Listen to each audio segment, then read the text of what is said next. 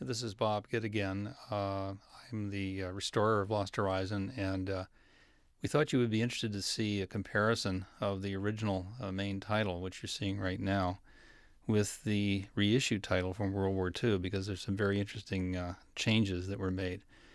This is the introductory title as it originally appeared in the film.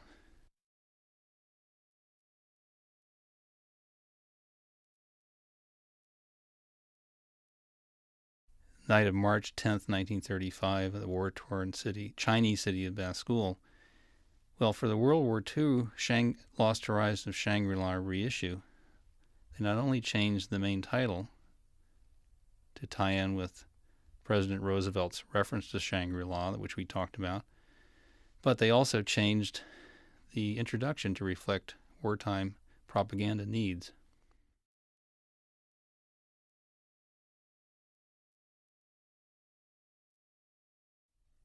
And they also changed the date, you notice, to July 7th, 1937.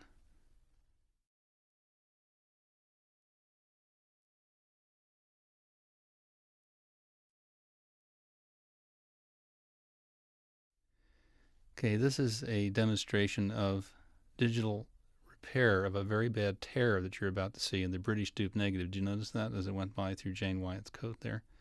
Now here's the same scene again after Sony High Definition Center scanned the film in, digitally fixed it, and then recorded it back to motion picture film again. Now here's a split screen to show you. You can see the tear along the bottom there, and of course how it's been eliminated at the top. And here's an example of a 16 millimeter blow up that was highly unsteady in our original copy made 20 years ago. And the top of the screen shows how it's been stabilized digitally.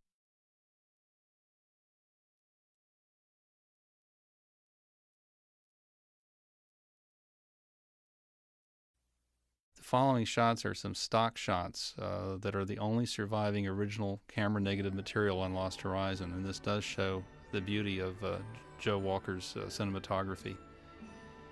It's a shame that the studio didn't manage to keep the original negative of the completed movie, but there are a few minutes still left of these scenes that actually weren't used in the movie, showing the High Lama's funeral.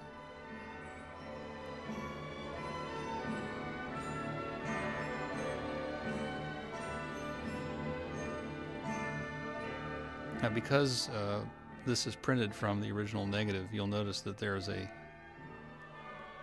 more pleasing range of tones in the image. The torches and the reflections of the torches on the ground have a sheen and a sparkle, which usually disappears when you copy old projection prints, or if you have materials that are too many generations removed from the original negative. Well, this is the original negative, and so you can see the full quality that can be obtained when you have material that's this good. We've put music underneath this, even though, of course, it was never seen by an audience or released to the public. It's just to make it more enjoyable for us to watch it today. A couple of the shots you just saw were included in the film, but most of these were not. And so it's interesting to see the kinds of things that Frank Capra shot that just never made it to the screen.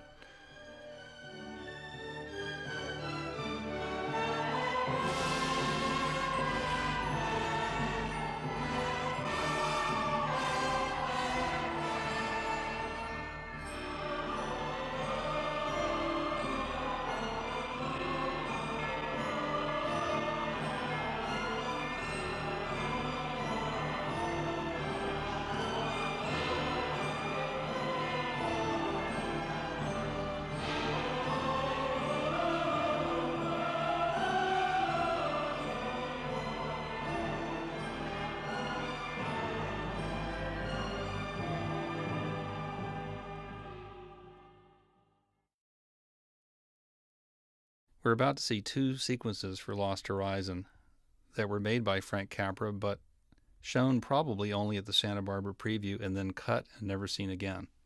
The sound for these does not survive, unfortunately, but I have got a copy of the shooting script, and I will try to do my best to read the lines so that you know what the actors and actresses are saying. In the first sequence, we see Isabel Jewell and Jane Wyatt. It shows how the character of the prostitute, played by Isabel Jewell, is changed by the goodwill of Sandra. And this was originally intended to come in the film. Actually, it happens just before the scene in which Edward Everett Horton as Lovett talks to Mr. Chang and offers to teach geology to the children in the valley. So that's the point in the film where this comes. Gloria, played by Isabel Jewell, is on the left, and Sandra Bizet, played by Jane Wyatt, is on the right. Gloria says, "Excuse me, but you've been so kind." "I never cry." Sandra replies, "It's good for you. You'll have to learn how to laugh, too. That's more important." "I used to be able to laugh, but that was a long time ago. I guess I had it kicked out of me." Sandra says, "Well, we'll kick it right back. Some of it's kicked back already. I felt different ever since I got to this place." The music's helped a lot. Way down inside of me, I've probably been crying for music all my life. Only I didn't know it. There are lots of people like that. Now Gloria says something which is not in the shooting script, and Sandra replies.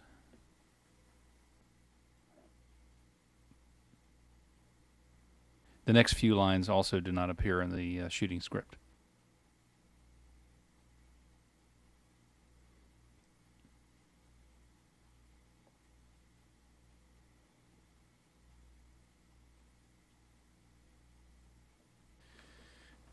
Gloria says, "You know something?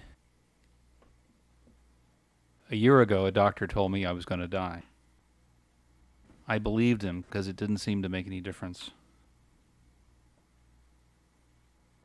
I don't believe him now." And Sandra says, "Of course not." Gloria says, "When I get back to the crazy world, I'll never forget Shangri-La. Or you." At this point in the script, the scene ends and switches to Lovett talking to Mr. Chang, proposing that he teach geology courses to the children in the valley.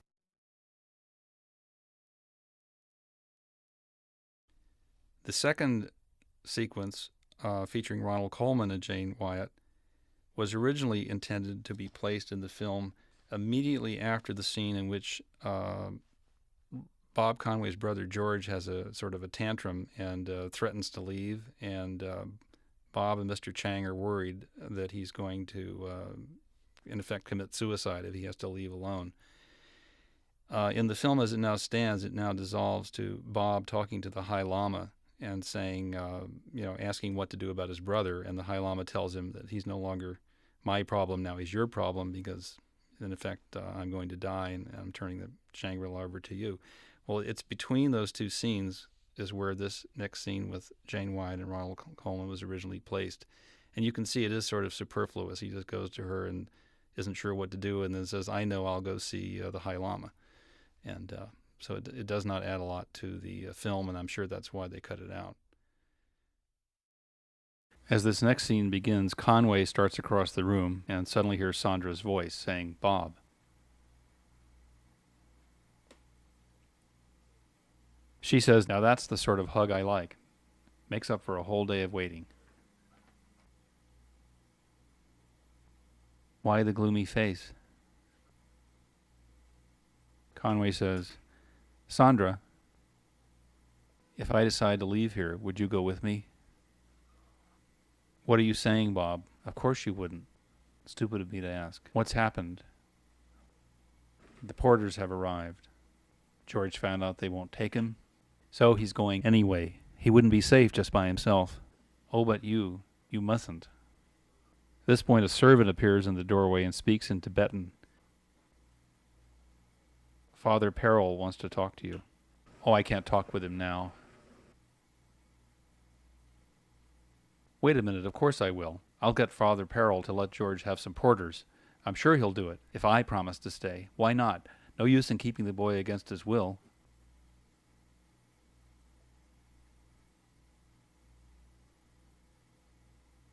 Conway says, "Wait for me here, darling." As he exits, Sandra watches him go, her face a mask of seriousness. We get a feeling she knows his errand is futile. And of course, this scene leads into the final meeting of Conway and the High Lama when the Lama dies.